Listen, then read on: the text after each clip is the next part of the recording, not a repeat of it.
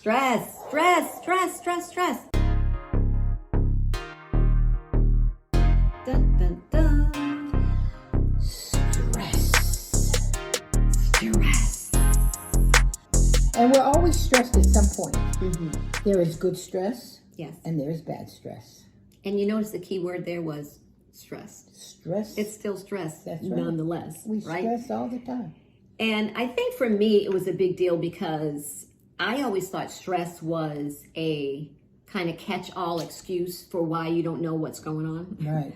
I don't know what's wrong. It must be stress. You know, it's kind of like that. It's funny how That catch-all answer. But the more you learn about stress, the more you understand how the body responds physiologically, how it mentally interacts, what kinds of hormones, what processes are taking place when stress happens.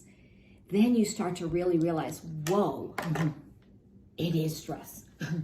Stress is real, like it's deadly. You know, it's funny, the other night, it just happened the other night. It's funny you're talking about stress. It just happened the other night. I noticed around 9 o'clock. Now, this is unusual for me because I do all my eating. I have one meal a day, sometimes two, because I like to variate, and I like to stress my body so it will adapt. A healthy stress. So it's so changed. So I noticed that. So at 9 o'clock, I noticed the other night, why do I want to eat something? What's going on? And immediately, I asked, where's the stress coming from? So I could look back and see what I did in the course of the day so that not only can I learn from it, but that I can actually label what that stress is, because there's so many different ones. I could label that one, and any information you get like that you could listen to your body and you could actually look at what is happening. That's like, I know I'm not going to call it fun. Don't say it's fun. I tell you, It's enlightening, maybe, but fun, I don't know. But you You're know, going far on the fun. But because you know, for me, what it does is it's like gets to know who. First of all, I am unique, and God made me for a reason, and He gave me this life, and He loved me so much that I exist. Yeah. I know that. Yeah. And now I even can tap into it. It's fun. All right. I'm going to let her have it.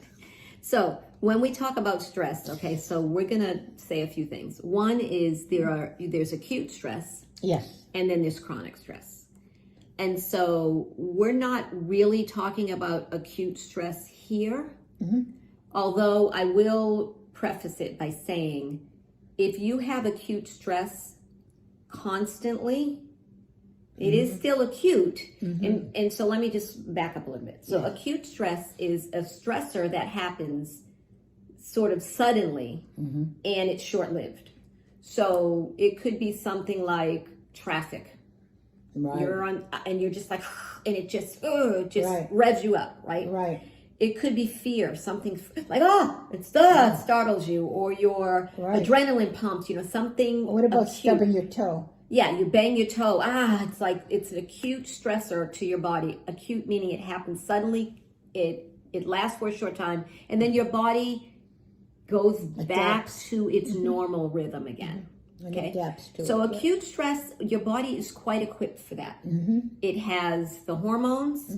It will, flood epinephrine, adrenaline, and it will flood your body with everything it needs to kick you and make you move, because the body feels like it needs to fight or flight because you're stressed. But once that's finished, the stress reaction's finished, it goes back to normal. So that stress is not the kind of stress that's going to cause you the problems that we're talking about, right? You don't stub your toe or get caught in traffic and then you gain weight or you can't lose weight, right? But if you're acutely stressed every day, like say you have a job where every day you're being pushed to the limit. Something's happening to you every day, like you're an emergency room doctor or something, and it's like all the time. It's acute because it comes and it goes, but it comes so many times that now it's chronic acute stress. That's what we're talking about, ongoing. Yes. So for the most part, we're talking about chronic stress, which could be at a level where you may not realize it's even there, right? Because you get so used to dealing with it that it's your life. This is just your new normal. Yeah. This is your life, and your life is stressful. And so now that's normal to you, so you don't realize that you are suffering chronic stress. So chronic stress is more like a distressed relationship, like a stressful marriage or a family relationship that's really difficult, and it gives you grief and angst and anxiety and anger and emotion, right? It becomes a habit after a while. Yeah. Could be a job that you're not satisfied with, and it's just like, oh, I hate going to this job. That's chronic stress, all of those things. And so we're talking about that. And when you're chronically stressed, what is released in your body constantly? Cortisol.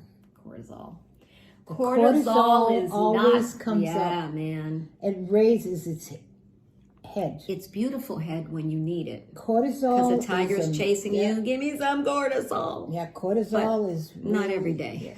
No. Well, that's what wakes you up in the morning. Yeah, but cortisol. Yeah, but do I have to be like all day? In glucose, actually. But anyway, no, you don't. So the problem is the cortisol is your main stress hormone, and the adrenal glands make it. Yeah. And it's needed. That's right. But when, like we said with the other things, insulin resistant, leptin resistant, weight loss resistant, all these resistance, it's because you flooded the body way too much. You overwhelmed it. So now it's kind of like gone nose blind, right?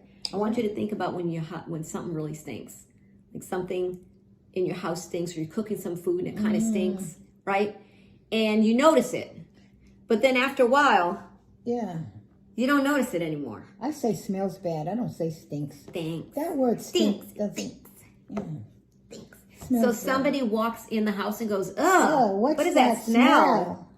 They smell it immediately. You've gone nose blind because you got so used to smelling it that the olfactory gland is just not even looking at it, listen to it anymore. Well, that's what happens with stress. The cortisol, it's flooding. It's your new normal. Yeah. So what are a lot of the things? Well, cortisol has a lot of really important things that it does, right?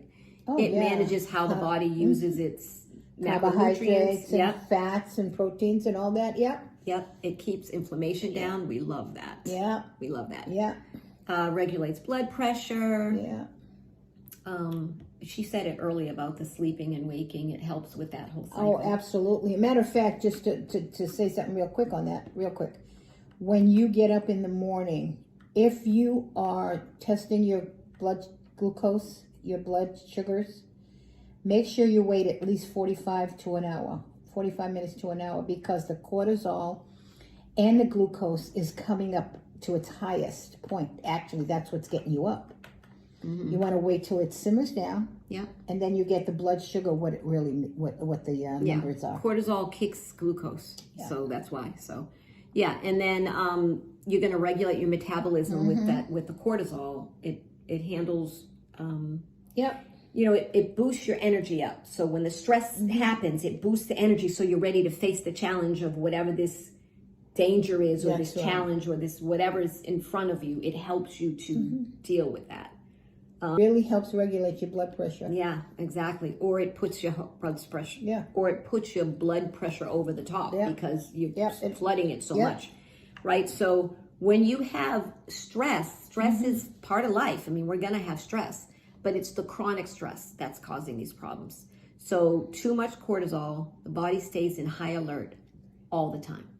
It's just always on high alert. And when do you calm down? Right. You don't. You're just on high alert all the time. Your heart rate is high. It's always constant high. So what's your blood pressure going to do? Yeah, going to get high blood pressure. Yeah, that's why you go to the doctor and say your blood pressure's high. What do they tell you to do? Yeah. I need you to try to be calm. That's right. I need you to avoid all situations that cause you grief or to make you get agitated. I need you to because calm down, because we don't want to release all that cortisol anymore. We need you to calm down.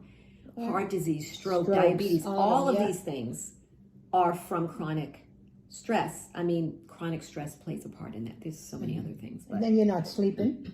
Sleep's terrible. That's right. Headaches, It's affected, yeah. All of that. migraines, all that stuff comes in play. It really And does. you're susceptible to cancer Well, yeah. by a lot of absolutely. the things we've talked about. When your Absolutely. metabolism, when you're metabolically challenged, Yeah. or you have, what do they call it now, metabolic syndrome, they call it. Yeah. And that leads you to be susceptible to cancer because True. you have all this damage internally and your body can't clean it up. Yeah. So nutrient absorption is affected. Your chronic stress, your body, you can eat food and your body's not absorbing the nutrients properly. Everything is just damaged. Your immune system, everything's just Stressed out. damaged. And what does that do to your stomach, your gut? Come on.